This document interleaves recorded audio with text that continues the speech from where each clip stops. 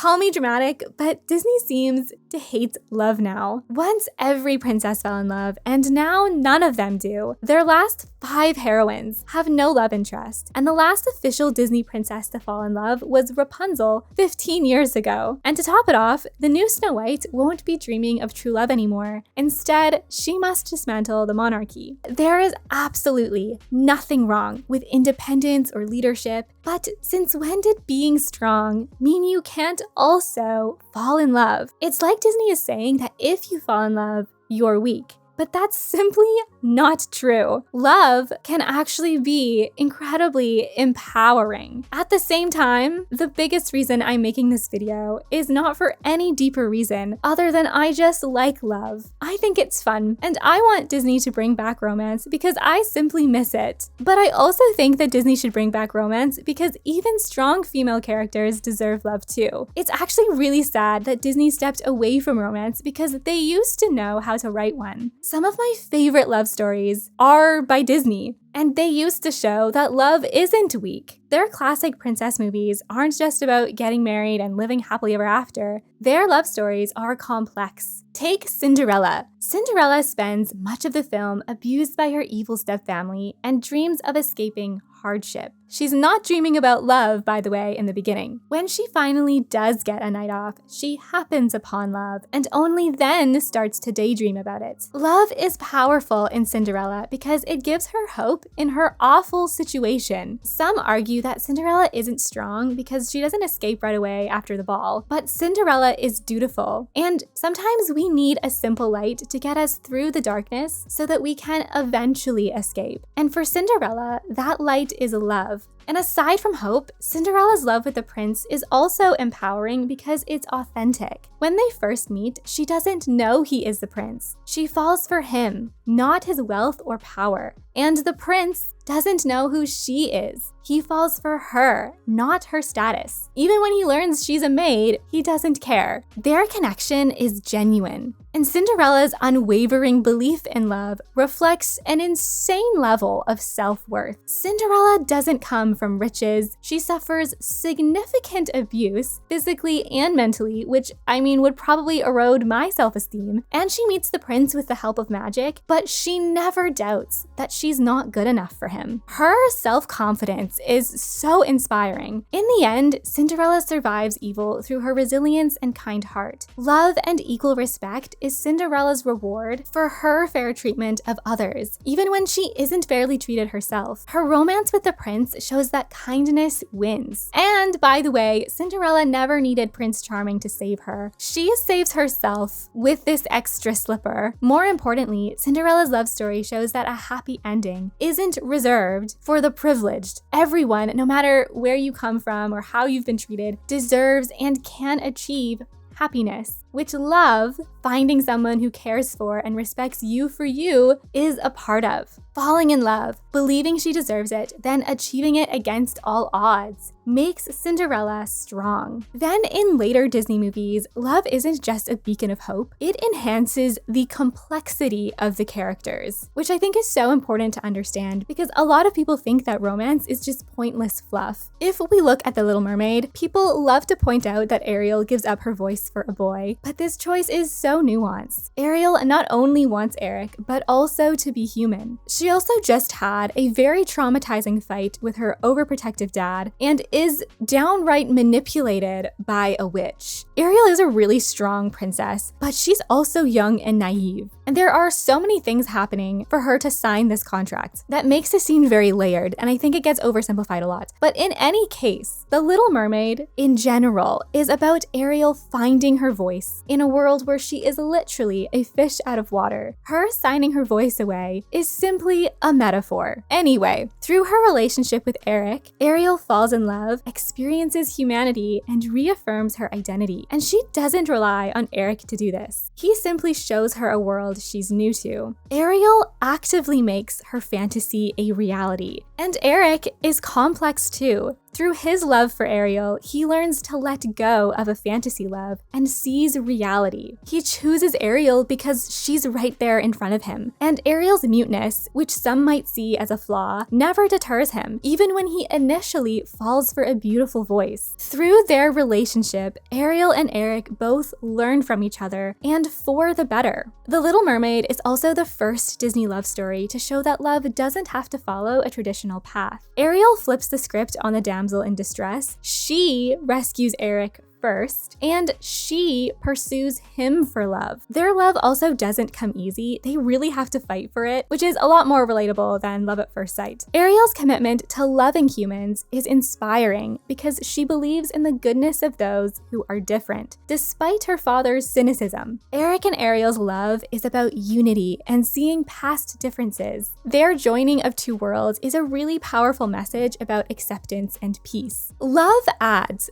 so much emotional depth to so many Disney stories and reflects how strong the princesses are. Just to go over a couple of other love stories very quickly, Beauty and the Beast shows that true love is about inner beauty, and external beauty doesn't mean you're entitled to love. In Mulan, love can transcend gender roles, and it doesn't even have to be the center of the story to be good. Aladdin is about self-worth, the importance of honesty, and controlling your own destiny, which are all themes explored through love. Disney used to believe that love is a source of strength, not a weapon against it. They used to write romance with such skill, and now they've essentially lost this ability, probably because they weren't practicing it on Skillshare, the sponsor of today's video. This definitely isn't the first drawing I drew in 2 years, and I'm definitely not taking this art class on Skillshare to practice my skills again, and there is no way that I'd know how rewarding it is to progress at my hobbies. But I do know that there is something you've always wanted to learn, like how to animate, bake cute cookies, or start a YouTube channel. So you would benefit from the largest online learning platform for creatives, with thousands of classes taught by industry experts, ranging in topics like illustration and film to writing and entrepreneurship. And you'd really benefit from receiving feedback from your teacher or community on class projects, and their learning paths, which curate classes from beginner to advanced, so you never waste time searching for next steps. And honestly, the only way you can strengthen your skills is if you actually put the time and effort in. And having an online class and that structure can really help you stay accountable to a routine. Personally, I've learned so much. If I didn't take this class, I would never know I was holding a pencil wrong this whole time. So if this inspires you, if you click my link in the description, the first 500 people will get a 1-month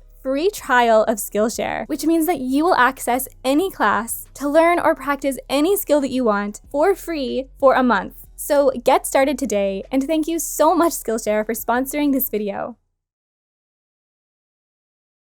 In modern Disney, girls can apparently only be powerful if they are independent and self-sufficient. Love would weigh them down. And I know that this probably isn't Disney's intention to say that, but it is how it comes off since almost all the recent princesses are loveless and marketed to be strong. Let me just say that I really like a lot of these characters, and I like that they don't focus on traditional love. In fact, I think it's really important that Disney did move away from romance for a time, because there are interesting stories to tell that don't involve love. Not every princess needs a prince. It's really refreshing to see Moana's self-discovery is driven by her need to explore and not a boy. It's also cathartic when princesses break stereotypes. And there are a lot of different kinds of love to celebrate. These stories highlight self-love, familial love, friendship love. Like Encanto highlights so many diverse relationships, and some of which include love even if it's not the main heroine. And we should have princesses that are progressive and self-empowered, with the message that love doesn't have to be a part of their story. And I think these are all reasons why Disney shifted away from focusing on love all of the time. The thing is, though, is that these independent, anti-love female characters were really refreshing to see until they were the only thing to see. And why can't we have independent female characters that also fall in love? The two are not mutually exclusive. Just like not every girl sees themselves as a hopeless romantic, not every girl sees themselves as a leader who doesn't want love. Or maybe you're like me. Sometimes I want to feel like I can win a war on a battlefield, and other times I just want to to see a pretty dress and two people fall in love. I'm a multi-dimensional woman. Not all stories need to be romantic, but the absence of romance completely sends a message that love is weak or uninteresting, whether it's intentional or not.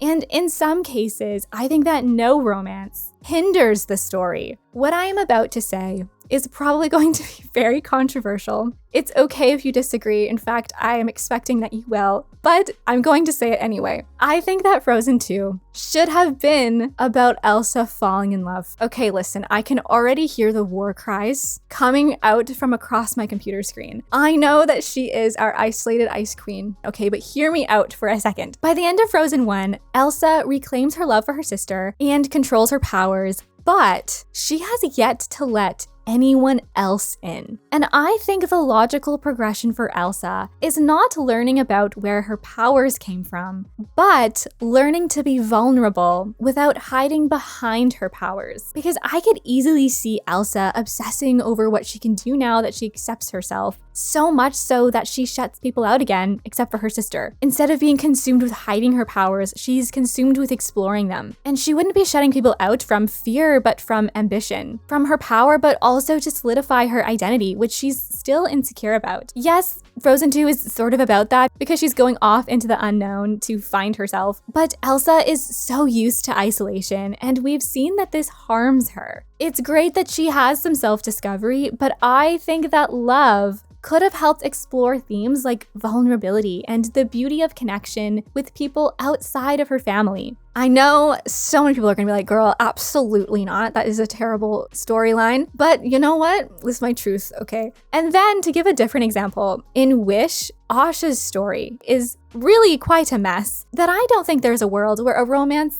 couldn't help her. In the original concept art, the star was originally supposed to be a boy. Now, I don't know if he was going to be her love interest. I read somewhere that he was supposed to be a Peter Pan-like character, but I have seen a lot of fan edits of Asha with this boy in love. So I don't know if that's a fan thing or if that actually was the original intention, but I think they look cute together, and I think that would have been really adorable. And also, love could have provided Asha a stronger motivation and character arc. Asha doesn't ever really learn anything or really has any flaws. She realizes that Magnifico is wrong to withhold wishes from the start. But imagine if Asha was cynical about wishing, only keeping her dreams in reachable heights because she's practical and reserved. Maybe she wants to take on Magnifico, but doesn't believe that she can. The Star Boy, which is the personified version of a wish, would teach her the importance of wild dreams, that she shouldn't limit herself because she thinks it isn't feasible. That's why everyone should know their dream so that they can try to reach it and maybe even achieve more than what is practical. So she'd actually have to change and learn something. And then the Star Boy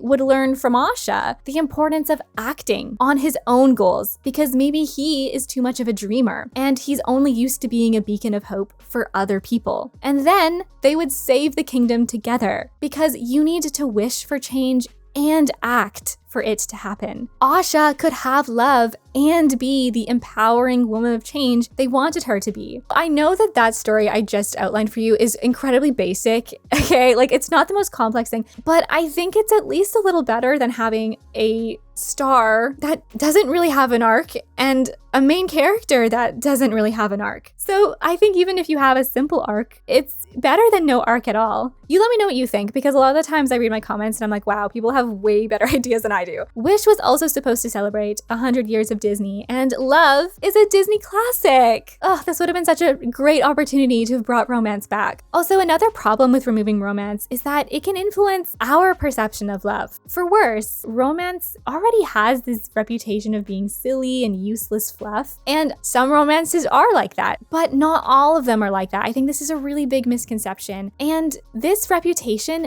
never applied to Disney love. And I don't think that Disney should reinforce this thinking now. I might be getting ahead of myself here, but in the new Snow White, based on the trailers and what I've seen from the interviews of the cast and stuff, love looks like it'll just be a small part of the story and not central to the story. Instead, it's about leadership and taking the kingdom back and everything. And again, like, that's great, even though we have so many stories like that already. But even though love isn't like the central piece of the original Snow White, it feels like Instead of adding complexity to it or building it out a little bit more, they kind of are devaluing it. Now listen, in the original Snow White, this romance is so simple. This prince is in like 2 scenes. And I think you can argue that this is too simplistic. Like Snow White is just wishing for love and then the prince is captivated by her singing. But there is something so endearing and relatable about Snow White dreaming of love. She is holding on to hope despite her maltreatment at the hands of the evil queen. This is one of the reasons she's the fairest of them all, the way she handles herself. Plus, she is only 14, I think. I don't know if this is like canon, but I'm pretty sure she's supposed to be pretty young. She looks like the youngest of the Disney princesses anyway. And sometimes you need help and it's okay to wish for it. Sometimes you can't do everything on your own, especially when you're young and super traumatized. Now, I actually don't mind that Snow White will be less passive in her own story. I actually think that's a flaw in the original. And I think the original is outdated in some ways. So for all I know, these changes could be really great. But I do think that even if she's less passive, that doesn't mean she can't sometimes passively daydream. And about love, no less, like a lot of teenagers do. And I think it's okay to show that because it's very realistic. I think instead of writing romance as less important or avoiding it, which again, I don't know what they're really gonna do with the romance, I'm just assuming. But I think instead of doing that, just build some complexity around it, right? Like give this prince a backstory and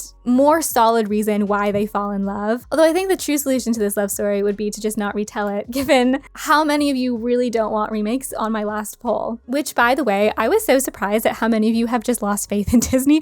I just put that in as like a side note, but like over 20% of you are like, I don't want anything more. Like I'm done. Even though I love these Disney love stories and I will just continue to defend them because I grew up with them and they're my childhood and I just think they're cute. I do think it's also fair to say that a lot of these stories aren't perfect. They can sometimes represent unrealistic ideals of love, emphasize physical beauty, some of the love interests are pretty flat, and like Elsa is right. You cannot marry a man you just met in a day. But I think that's why we need to continue making love stories so that we can improve them and update them with the times. Not just not make them at all. I think if Disney made love stories again, it would be a really great opportunity to show that love can be strong and empowering. It is not about needing someone else to complete you or having to be saved by a prince. It's really a mutual, balanced relationship. I think they were really on the right track with Rapunzel and Tiana's relationships. Like in Rapunzel's love story, their love is such an equal partnership that helps both of them grow in equal ways, and at the very end, they both have a mutual sacrifice. And then Tiana and Naveen, their personalities balance each other. And love isn't the main thing about either of their stories, but it's simply a part of their journey. Love doesn't mean that you have to be fulfilled by a boy, but it can complement your own fulfillments. Like I said, strong female characters can also fall in love. I love characters like Megara, who was so strong, a damsel in distress who could handle herself, but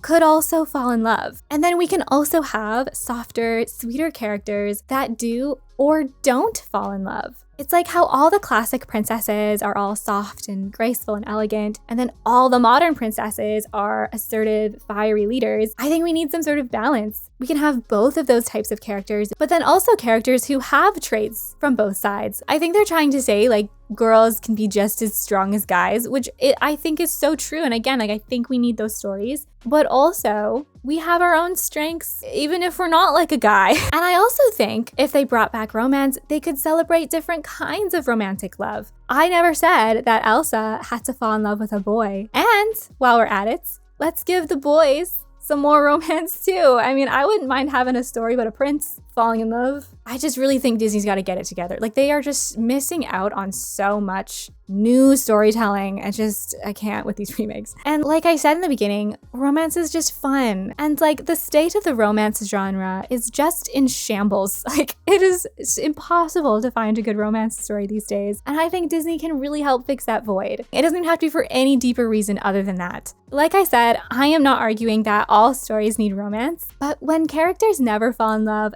I think that's just as bad as when they always fall in love. So I just want Disney to bring balance back and reignite my faith in a good love story again. Let me know what you think. Do you miss romance in Disney films? Are you like, absolutely not, I don't like romance. Please keep it away from my Disney films. What kind of love stories would you like to see them make? What do you think about my Elsa story? Everyone's gonna be like, absolutely not. I always love reading your comments so much, and I love you. Thank you so much for watching my videos. Subscribe if you haven't already, and I hope you have a really lovely night. Thank you so much for watching.